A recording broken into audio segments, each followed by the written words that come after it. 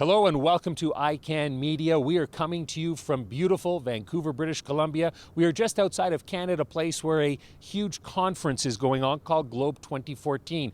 I'm your host, Rob Hislop, and over the next couple of days we're going to be heading into the conference, taking in some of the many sessions and talking to some of the keynote speakers. Some of the topics discussed: changing energy landscapes and responsible resource management. Now, there are over 250 plus speakers, world leaders in their industry, talking here over the next 3 days. 50 plus countries are represented, and there are over 300 exhibitors at the trade show. We are going to give you a taste of what Globe 2014 has in store.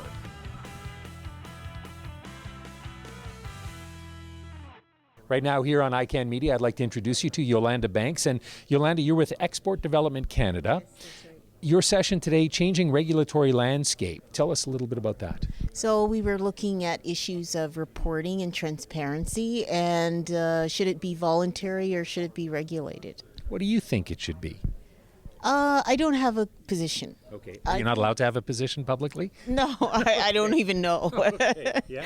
But I think that there are questions we should ask ourselves before we decide or we take a position. Mm-hmm. So one thing I ask myself is, can voluntary behaviors really achieve what we are looking for in greater transparency from the private sector?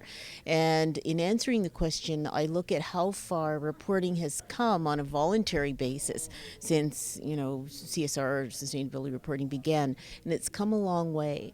Mm-hmm. On the other hand, what does regulation achieve? Regulation does ensure a level playing field, so all companies are subject to the same thing.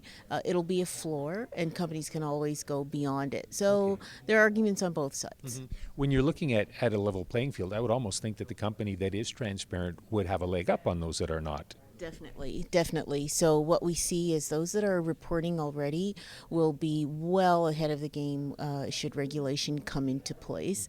What ones who are reporting already will have an advantage of is they won't be figuring things out, and they'll use perhaps their first mover advantage to continue to stay ahead of their peers. So yes, the ones that are reporting already will certainly be ahead of the game. The ones who are not, well, they'll have to play catch up. One of the things we've heard here is that it's not always beneficial to be the good company in a company that, as one person referred to the oil industry, that is hobbled by keeping things secret and not being as open as it could. Being the good company doesn't always get you out in front. Is transparency, do you think that that's a way to just sort of pull the industry along with you? I wouldn't say the good company doesn't always get out in front. I know there's this expression that you're on the bleeding edge, so you're too far out in front and you're taking the shots and the slings and arrows. But there are advantages to being the first mover. So you set the pace, you set the rules, you set the example for everyone else. So it's not that being a first mover has a disadvantage. I think it depends on whether you see the glass as half full or half empty. Okay. Looking at the synopsis of your session, it's mentioned that 18,000 companies in the EU may be required to come forth with information. The United States has something as well. Where does Canada rank when it comes to these sorts of things? I don't know exactly where Canada ranks. We don't have mandatory reporting in place. So my colleague from the Ministry of Natural Resources spoke about the possibility of legislation being introduced into the House of Commons this fall for some mandatory reporting. And that reporting would apply to the extractive industry, so mining and oil and gas, on payments they make to governments, including Aboriginal governments, whether in Canada or abroad. So this is new territory, so Canadian companies will, at least in the extractive industries, be moving to greater reporting.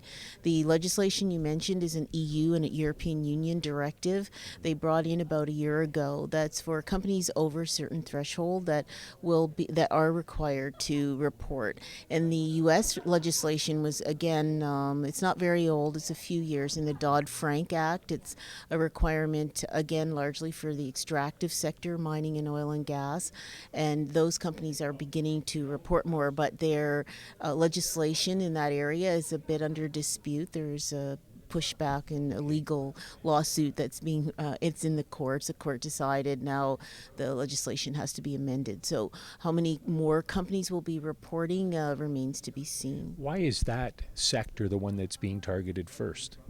I think the extractive sector is seen as one that has greater impacts on communities and our lives. So if you are living close to a mining operation or an oil and gas operation, you can experience greater impacts in terms of pollution or noise levels, etc. So other industries are seen in terms of impacts on communities as a bit more benign. So if you look at the IT sector and you live close to an IT company, relatively speaking, the impacts aren't as great. So you think that we can expect to see changes in Canada's landscape within the next couple of years, likely?